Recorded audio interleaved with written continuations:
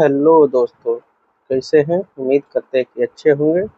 आप सभी का मैं स्वागत करता हूं आपके अपने चैनल क्रैक सरकारी एग्जाम में।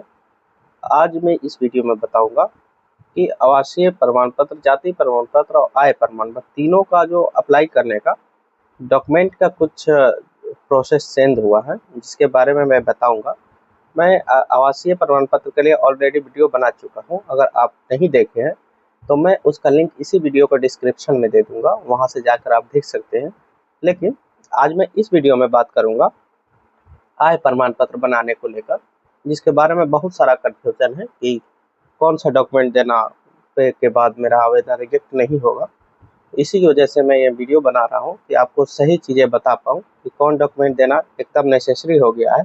अगर आप नहीं देते हैं तो आपका आवेदन रिजेक्ट कर दिया जाएगा। चलिए मैं फिर आपको ले चलता हूँ अपने कंप्यूटर स्क्रीन पे और फिर दिखाता हूँ कि आपको आगे क्या प्रोसेस क्या करना है। सबसे पहले आप किसी ब्राउज़र को ओपन करेंगे, जैसा कि आप देख रहे होंगे। मैं यहाँ क्रोम ब्राउज़र अभी ओपन किया हुआ हूँ। यहाँ आप ओपन करने के बाद इसके सर्च बार में यहाँ ऊपर दिखाई दे रहा होगा, ऊपर या यहाँ दोनों में कहीं भी आप सर्च कर सकते हो। ऊपर वाले में आप लिखेंगे service service online Bihar .gov.in। यहाँ देख रहे होंगे कि ये RTPS का ऑफिशियल वेबसाइट है। इस पर आप क्लिक करेंगे और क्लिक करने के बाद से आपके सामने इसका ऑफिशियल वेबसाइट का होम पेज खुल जाएगा, जहां आपको लोक सेवाएं का अधिकार एवं अन्य सेवाएं यानी कि RTPS एंड अदर सर्विसेज का यहाँ पेज दिखाई दे रहा होगा। इसमें आप थोड़ा सा स्क्रॉल करके नीचे आएंगे और आने के बाद यहाँ ऑनलाइन आवेदन दे का एक बॉक्स दिखाई दे रहा होगा, जिसमें आपको दिखाई देगा यहाँ सामान्य प्रशासन विभाग। इस पर आपको क्लिक करना है। इस पर क्लिक करने के बाद यहाँ आवासीय प्रमाण पत्र दिखाई दे रहा होगा, फिर जाति प्रमाण पत्र दिखाई दे रहा है, आय प्रमाण पत्र दिखाई दे रहा है। ये तीनों चीज़ें दिखाई दे रहा होगा, जिसमें हम आवासीय और जाति का ऑलरेडी वीडियो बना चुका हूँ। अगर आप नहीं देखे हैं तो मेरे चैनल पे आप देख सकते हैं, वहाँ अपलोड है। और उसके बाद मैं यहाँ आय प्रमाण पत्र का बारे में अभी बात कर रहा हूँ, इसलिए आय प्रमाण पत्र पर क्लिक कर दूंगा। क्लिक करने के बाद यह 3 स्तर दिखाई दे रहा होगा, अंचल स्तर, अनुमंडल स्तर और जिला स्तर। तीनों स्तरों से आप अप्लाई कर सकते हैं इसको, लेकिन उससे पहले आपको अंचल स्तर से निर्गत होना चाहिए, तभी आप अनुमंडल फिर आपका जिला अप्लाई होता है। इस दोनों के बारे में मैं किसी और वीडियो में बात करूंगा। फिलहाल मैं अंचल स्तर पर क्लिक करूंगा। अंचल स्तर पर क्लिक करने के बाद से यहाँ आपको आवेदक का विवरण यानी कि डिटेल्स ऑफ एप्लीकेंट का एक पेज खुल गया होगा, जिसमें फॉर्म संख्या आप देखेंगे 15 है ये। और यहाँ सबसे पहले आपको जेंडर बताना है, फिर यहाँ से अभिवादन सिलेक्ट करेंगे। अगर आपके नाम में लगता है तो करेंगे, नहीं तो छोड़ भी सकते हैं। उसके बाद यहाँ इंग्लिश में नाम टाइप करेंगे। इंग्लिश में नाम टाइप करके जैसे ही आप स्पेस करिएगा, हिंदी ऑटोमेटिक हो जाएगा। उसके बाद यहाँ फादर नेम टाइप करेंगे, फिर यहाँ मदर नेम टाइप करेंगे। उसके बाद यहाँ हस्बैंड नेम, अगर कोई महिला अप्लाई कर रहे हैं जो शादीशुदा है तो यहाँ हस्बैंड नेम टाइप करेंगे, अगर नहीं है तो फिर छोड़ सकते हैं। उसके बाद यहाँ मोबाइल नंबर देंगे, फिर यहाँ ईमेल आईडी देंगे, फिर यहाँ से नीचे स्क्रॉल करके आएंगे थोड़ा सा, तो यहाँ एड्रेस का सेक्शन दिखाई दे रहा होगा, जिसमें आपको स्टेट बताना है, फिर डिस्ट्रिक्ट बताना है, फिर अनुमंडल बताना है, उसके बाद प्रखंड बताना है। उसके बाद यहाँ टाइप ऑफ लोकल बॉडी बताना है, यानी कि आप ग्राम पंचायत से हैं, नगर निगम से हैं, नगर परिषद या नगर पंचायत किसी से भी है तो आप वो बताएंगे।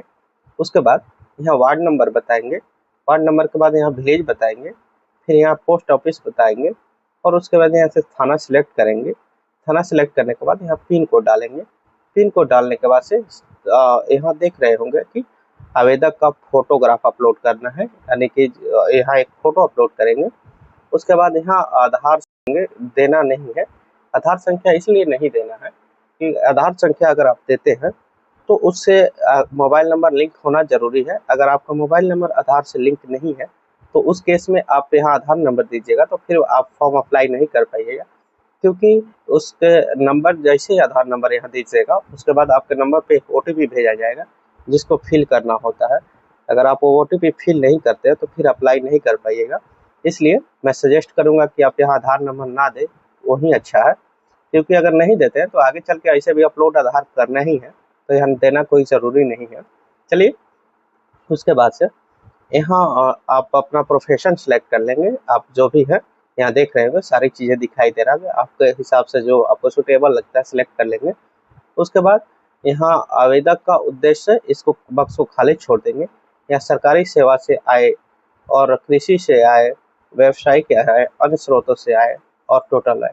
आप यहाँ देख लेंगे आपका किस तरह का इनकम है, उस हिसाब से आप यहाँ अपना फिल कर लेंगे। ठीक है, अगर आप गवर्नमेंट सर्विस से आए यहाँ लगाते हैं तो उसका नीचे बताऊंगा कि उसका देख रहे होंगे यहाँ से कि आय प्रमाण पत्र के साथ निम्नलिखित अभिलेख देना है, यानी कि वेतन या पेंशन पर्ची, आयकर रिटर्न, अन्य आय अभिलेख।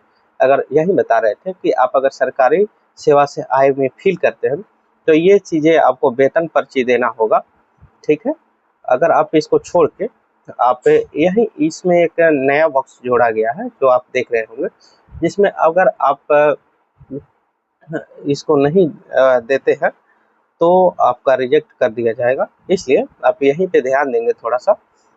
यहाँ आप देख रहे होंगे कि यहाँ अगर कृषि से आय डालते हैं, कोई स्टूडेंट अप्लाई कर रहा है जो कृषि से अगर इनकम डालता है तो उस केस में उनको अन्याय अभिलेख सिलेक्ट करना होगा। और अन्याय अभिलेख सिलेक्ट करके आप आगे क्या डॉक्यूमेंट अपलोड करना है ये मैं तो आगे बताऊंगा। फिलहाल मैं ये सारी चीज़ें फिल कर लेता हूँ, फिर मैं आपको आगे का प्रोसेस दिखाता हूँ, आगे कौन सा डॉक्यूमेंट आपको अपलोड करना ज़रूरी ही है।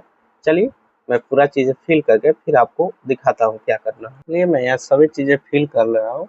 यहाँ मोबाइल नंबर डालेंगे और मोबाइल नंबर डालने के बाद आप क्रॉसर को जैसे ही बाहर कहीं भी टच करिएगा, आप जो भी मोबाइल नंबर दिए हैं उस पर आपको एक OTP प्राप्त होगा जिसको वेरीफाई करना ज़रूरी है। और चलिए मेरा OTP आ चुका है, मैं OTP डाल देता हूँ। यहाँ OTP डालने के बाद यहाँ से वैलिडेट पे क्लिक करेंगे तो यहाँ देख रहे होंगे वेरीफाइड का पॉपअप शो हो रहा है, इसको ओके करेंगे। और ओके करने के बाद से आप नीचे आएंगे, यहाँ ध्यान देंगे कि यहाँ प्रोसीड करने के बाद से आगे आपको यहाँ नेक्स्ट पेज पे भेज दिया जाएगा, जहाँ आपके द्वारा दिया गया सारी डिटेल दिखाई दे रही होंगी, जिसको आप ध्यानपूर्वक देखेंगे। इसमें दिया गया सारी चीज़ आप एक बार ही वेरीफाई कर लेंगे कि आपके द्वारा दिया गया सभी चीज़ें सही है। अगर सभी चीज़ें सही है तो यहाँ नीचे स्क्रॉल करते हुए आएंगे और यहाँ अटैच एनेक्सियोर पे क्लिक करेंगे। किसी भी चीज़ में आपको एरर दिख रहा है तो एडिट जाकर आप उसको सुधार भी सकते हैं। चलिए मैं यहाँ से अटैच एनेक्सियोर पे क्लिक कर देता हूँ। और यहाँ आने के बाद से आपको यहाँ से डॉक्यूमेंट अपलोड करना है।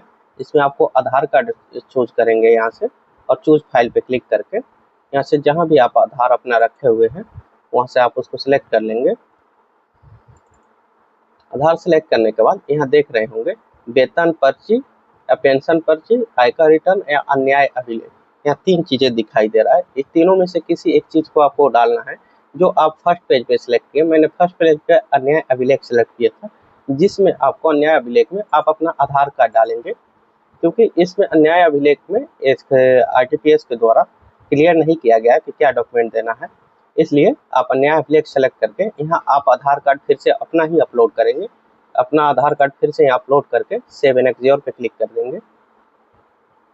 और जैसे ही सेव एनेक्सियोर पे क्लिक करिएगा आपके सामने ये दिखाई दे रहा होगा नेक्स्ट पेज, और उसके बाद यहाँ से सबमिट पे क्लिक करेंगे। सबमिट पे क्लिक करने के बाद आपके द्वारा एप्लीकेशन सबमिट कर दिया गया। और उसके बाद यहाँ नीचे स्क्रॉल करके आएंगे और एक्सपोर्ट टू PDF पे क्लिक करके इसका रिसिप्ट डाउनलोड कर लेंगे। और इस तरह से आपका अप्लाई करने का प्रक्रिया पूर्ण होता है। अगर आपको अप्लाई करने में किसी भी तरह का प्रॉब्लम आता है तो आप हमें कमेंट बॉक्स में पूछ सकते हैं। अगर आपको वीडियो अच्छा लगा है, हेल्पफुल लगा है, तो आप इस वीडियो को अपने फैमिली मेम्बर और दोस्तों के साथ ज़रूर शेयर करें। और मेरे चैनल पर आप पहली बार आए हैं तो उस चैनल को सब्सक्राइब ज़रूर करें। धन्यवाद। आपका दिन शुभ हो।